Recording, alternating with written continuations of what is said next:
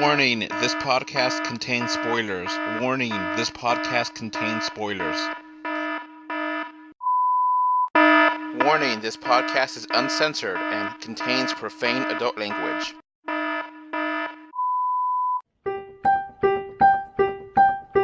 Let's go watch it in 2D. No, let's go watch it in 3D. But if we watch it in 3D, then is it worth the cost?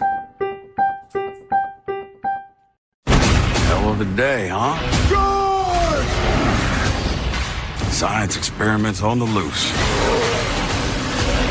Someone's mutating animals into monsters. We're in trouble.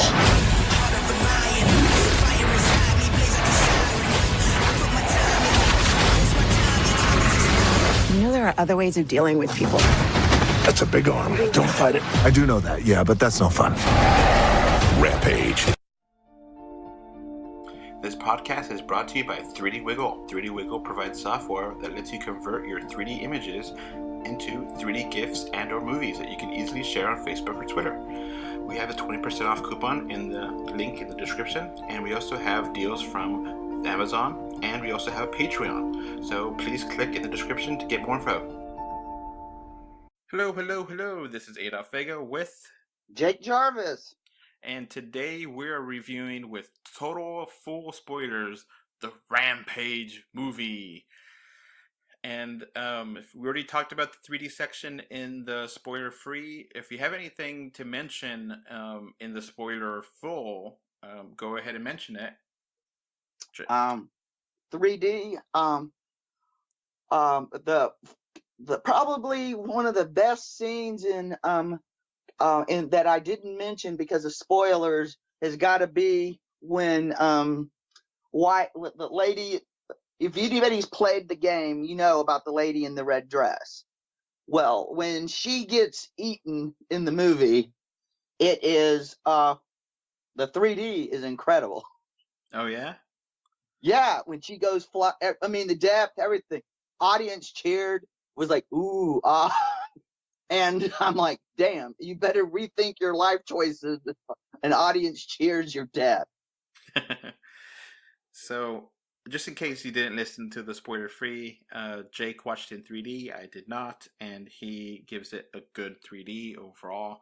So let's get on to the movies and full on spoilers. So the movie starts off in space, which I did not expect. I was like, huh? Yeah, I wasn't expecting that either. And we get a cameo maybe from Larry the Rat. So, now, I thought the other rat was a different one that had in the... I imagine there's more than one Larry the Rat. Okay. So I'm assuming both of them are supposed to be Larry the Rat.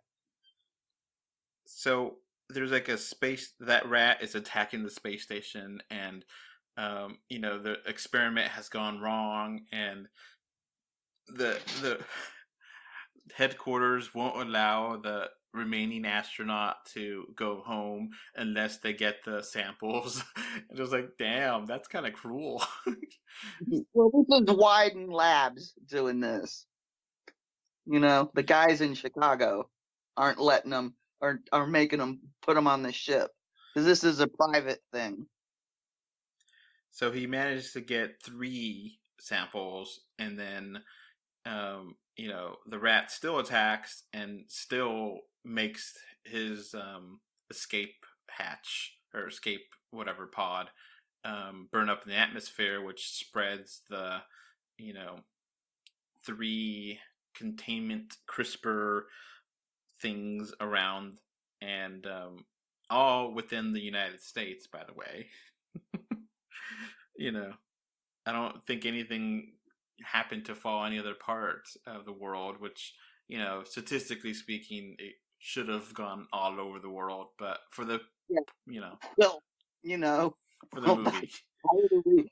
That's part of the reason this movie didn't get higher marks for me, because like I said, it there were some things about it that were it makes it a dumb movie. Like the fact that the three CRISPR things land in the United States. One out Wyoming, I think it's Wyoming, one in Florida, and then of course San Diego. Mm-hmm.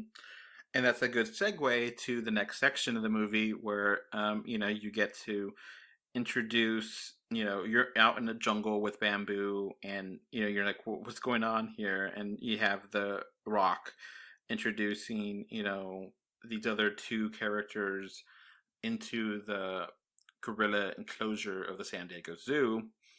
And you get to meet George for the first time, and he plays with one of the characters. And, that dialogue I just kind of cringed at, but okay.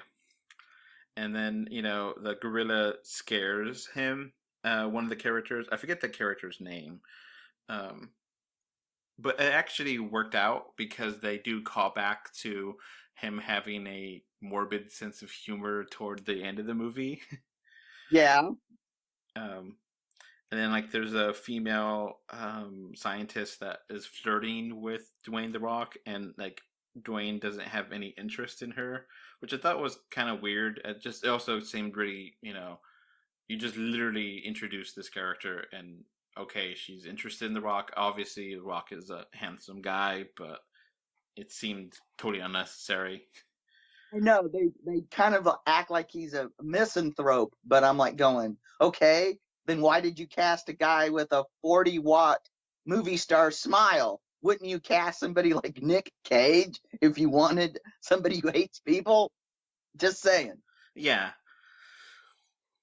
And then you get this, you see one of the containers, crash into there, and you see the containers crash into all over the place, and they open up and, strategically open up to allow the gas to infect the animals. They don't happen to explode in the atmosphere, or they don't happen to just explode on impact. They strategically wait for the animal to get near it. And, you also get a beginning here with the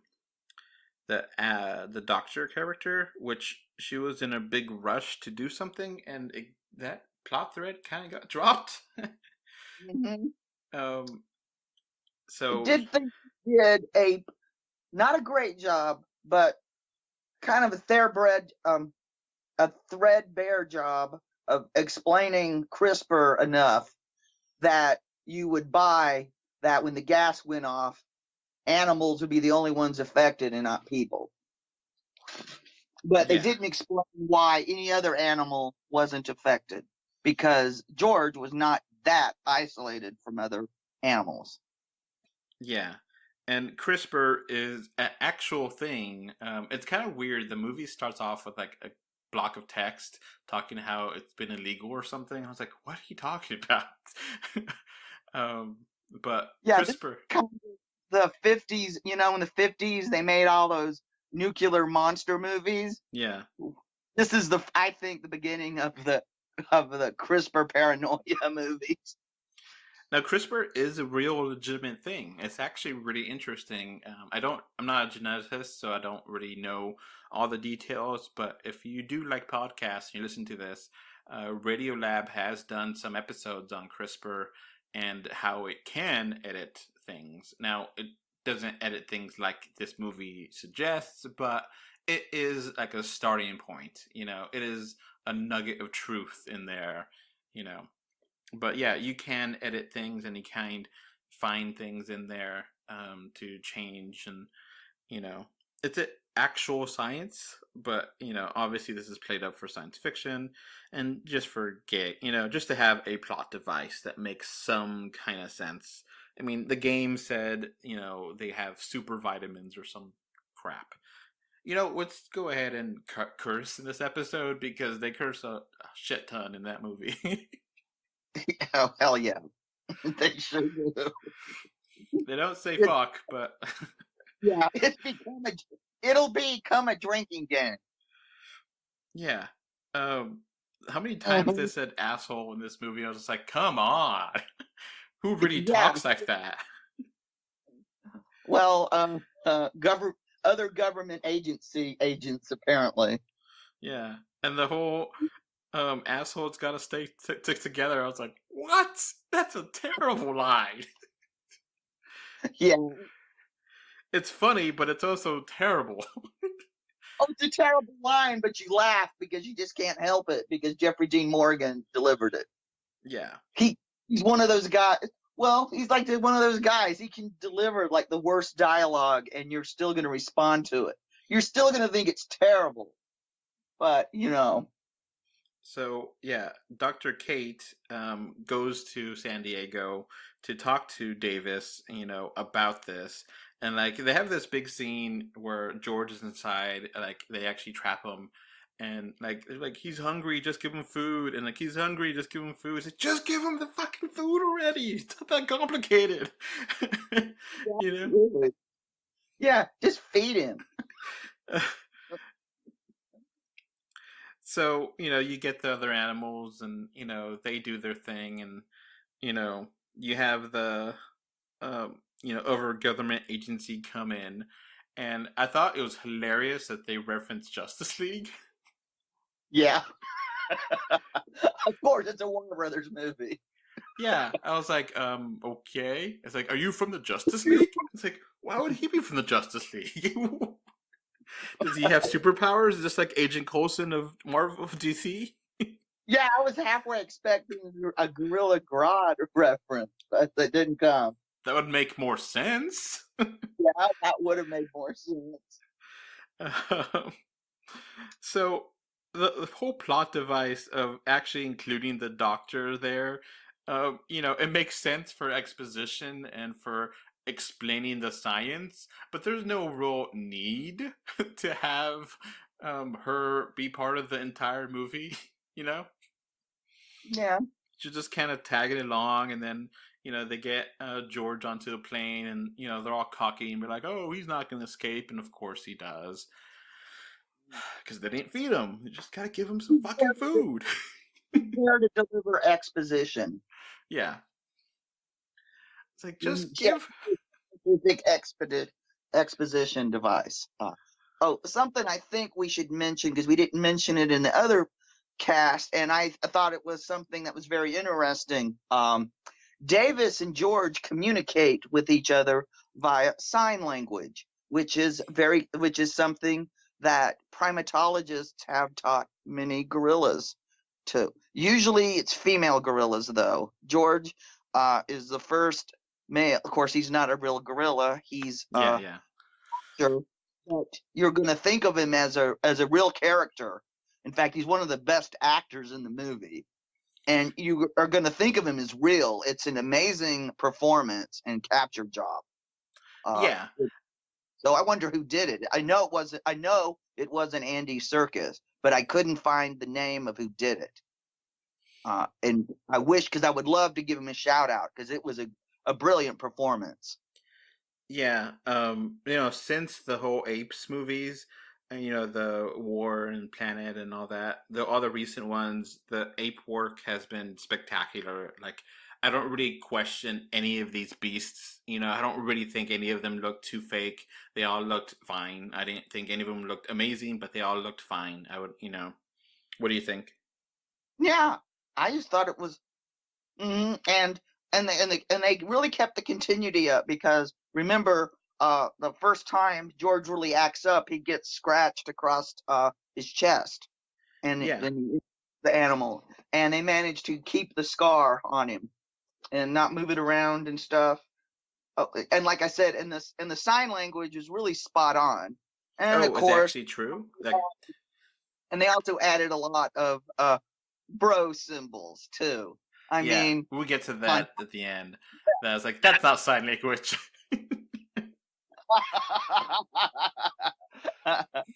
Yeah. George had been taught some frat boy language. I wonder if that's like a universal thing. I wonder if that, if people all around the world know what that means, or if it's just some. If they don't, they will now, thanks to Hollywood. Because American Sign Language is the same as British or there's all different kind of sign languages all around the world. So, but the language of sex is a universal one, I guess. A lot of universal symbols like love and light, things that are kind of universal. Then there were some, like I said, I didn't recognize, but I'm not a sign language expert, even though in my life I've dealt with a lot of deaf people who use sign language. So they have this really cool action scene in the plane, and like he actually saves Dwayne Johnson saves Harvey Russell, and I was actually expecting him to die. You think, Yeah, I was a little surprised at that too. But then part of me was thinking, well, you got to keep the 3 players in the game going. Because it kind of what it reminded me, the 3 of them, they were like the players in the game, and then you have the 3 monsters. Yeah, and obviously George is going to survive that, so that wasn't really a question of how. It just don't explain it. It's like, we need him for the rest of the story. So how he explains a 100-foot plane crash, survival, who knows? But whatever. Let's go move on. But yeah, that was actually a fun scene. I actually did like that action scene, and then you get back to, I guess, the corporation, and then you have all the people, the 2 people. It's like a guy and a woman, and they're like the head of the corporation that invented this, and they're talking back and forth about how you're gonna make a huge profit from this, and it's just like, how do you make profit from making animals go on a rampage? This podcast is brought to you by 3D Wiggle. 3D Wiggle provides software that lets you convert your 3D images into 3D GIFs and or movies that you can easily share on Facebook or Twitter. We have a 20% off coupon in the link in the description, and we also have deals from Amazon, and we also have a Patreon. So please click in the description to get more info. Makes no sense. Oh, this movie has lots of things that don't make sense. Here's one that kind of got to me while I was watching the movie. Okay, here we have Davis trying to protect George, and I'm like going, hello? Aren't wolves endangered? Yeah. Come on, where are all the people that are concerned about wolves? And did they ever decide on Lizzie, who was never named in the movie? We don't even know if Lizzie was a she or a he. They didn't get into it that much. But we'll call her Lizzie because in the game she's Lizzie. Did they decide whether she was a crocodile or a gator? Because they referred to her as both. Of course, in the game, she is a thunder lizard. That's the kind of generic name for Godzilla. Yeah. That call Godzilla if you don't want to get sued by Toho. And of course, thunder lizard is like the actual term for dinosaur. Yeah. The lantern. So yeah, Mm-hmm. Jake and Malin, or Jake and Claire Wyden are the 2 corporate execs that are planning everything, and they have everything there. Now, I did catch. I think if you weren't paying attention, you may not have seen it, but they have the actual Rampage arcade game in the back, and it's off of, not in focus, but it's in the background in almost all the shots in the corporate headquarters when they're talking about everything. Yep. That's another drinking game this movie's created. It's how many times they show. And the guy who created Rampage, he's in a couple of scenes too. Of course, that was something somebody told me. I wouldn't know him from A Hole in the Wall. Yeah. All I know is he was kind of on the, like me, old and gray. So, there's a plot device where they turn on a supersonic signal that could go anywhere in the US and attract the, super, genetic monsters to them. Which I was like, okay. You know, talking about like their super signal, and it's like, okay, even just radio waves, you can't really have one beacon that could the whole country can listen to. You know, there is a range where that happens, but all right, fine. There's a beacon that explains how the monsters get to Chicago or why they want to go to Chicago. You know, so George and Ralph and you know, I don't know if it was a the whole helicopter scene where they have introducing Ralph the wolf. Is that like maybe a play on hunting wolves? I don't know if you knew this, but in Alaska, they recently, a couple years ago, I think it was, where they actually legalized hunting wolves by helicopter. Yep. I would say that was definitely that. Because there were lots of little things in this movie about animal rights and just subtle. Didn't hit you over the head. But this is definitely pro-animal movie. So yeah, that scene was pretty cool, and where he's just they don't explain why. I guess it was just the CRISPR while he could fly. He was like, okay, sure. That's a reference in a later game. Ralph flies. Okay. Which I didn't play because only console I ever owned was the Atari 2400, the one that had Pitfall and Centipede.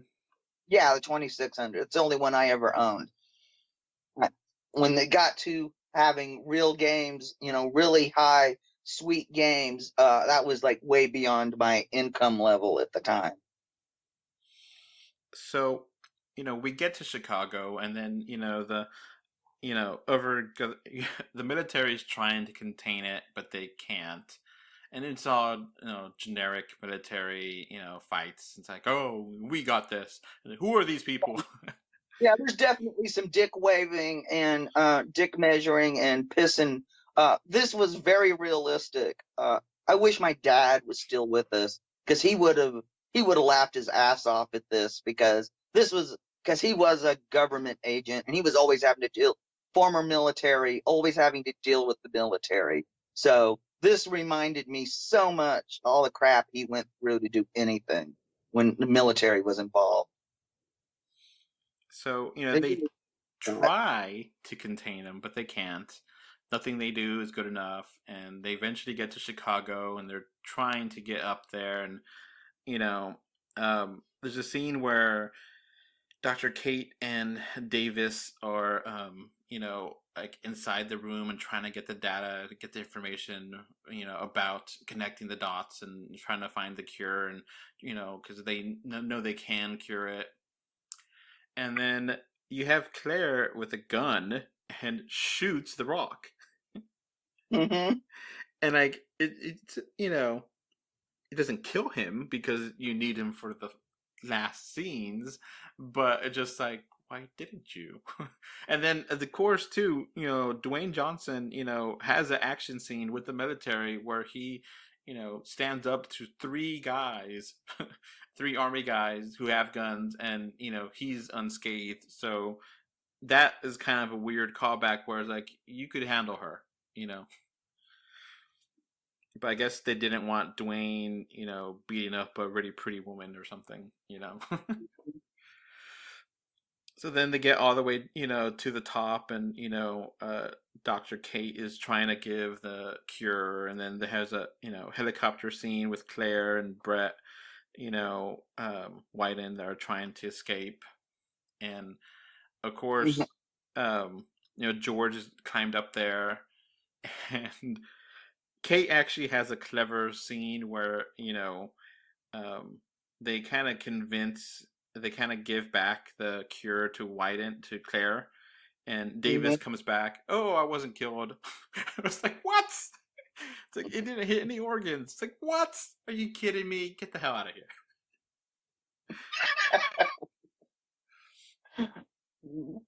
So then, they trick him, and then George decides to eat Claire, and as she's dying, or as she's falling into his mouth, which this whole point in time, you never see that gorilla eat meat, so it's kind of strange, but whatever. Yeah, you forgot that she also made sure she changed her clothes, so she's in the red dress at this point. Which, okay, you just want to have that from the logo, sure. Yeah. And then as she's falling into his mouth, she's screaming, "Oh shit, oh shit, oh shit, oh shit," and then chomp. It's like, God. Yeah. It was so stupid, but I laughed. I was like, I know, the screening I went to, somebody yelled, 1,000 points!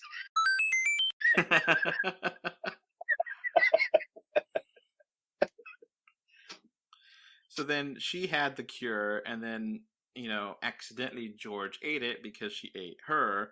And then you have a really epic fight with George and Lizzie. And, they're doing everything they can to try to kill Lizzie, and she won't die. And that scene was kind of fun. And then it looks like George dies. Now, I actually legitimately thought he did. It made sense because he got, impaled by a big stick, a big metal rod, not in his heart, but like near it, Well, there were two reasons why I thought he didn't. A, we were introduced to him being a smart aleck at the beginning of the movie, Mm-hmm. and that this is a rock movie. But then I was going, but rock movies normally aren't this gory and violent and have this much swearing. But then again, I've never seen his HBO show, so I don't know what that's like. But I was thinking he was going to survive, but I wasn't 100% sure. So, eventually, we get, Lizzie dying there. And, they did evacuate Chicago beforehand. So I'm guessing that's another reference to Man of Steel and a lot of people criticizing a lot of the, epic violence and, which, whatever. That's another whole nother topic. But, yeah. But then, like, right after everyone, all the the monsters are quote unquote dead, all the people seem to come out of the woodwork and like, yay! It's like, where you people come from? Yeah, really. And then, there's a last scene where I guess there's a small rat and then like a lot of information, and where where Burke like convinces Brett to give him all the information, and they're like, oh, what you did is not a crime. It's like, yes, it is. Is that stupid? And then like a pillar just falls on him right after. Yeah. So it's like, I guess if they, what was that? So basically the agent has Larry the Rat now. Yeah. And I guess if they really, really want to make a sequel, they didn't have any kind of breadcrumbs leading to a sequel, but if they really wanted to, I guess, Burke can use the information he got from them, and, maybe the rat has more information. But we do have George surviving, and they did mention it on screen, so now what? And it's like, yeah, now what? What do you do with the, 50-foot gorilla? Mighty Joe Young, I guess. So then, he wakes up, and, it's a touching scene with Davis and George, and I want you to explain the rest of it, because I can't say it without laughing. Okay, then it goes into Me Too territory. I mean, basically, if you have problems with certain things, you might get triggered. George basically flips off, and then he starts doing the little the universal symbol for intercourse. You have one hand up and finger going back and forth. And the whole crowd I saw it with groaned and kind of almost, it was like slap face.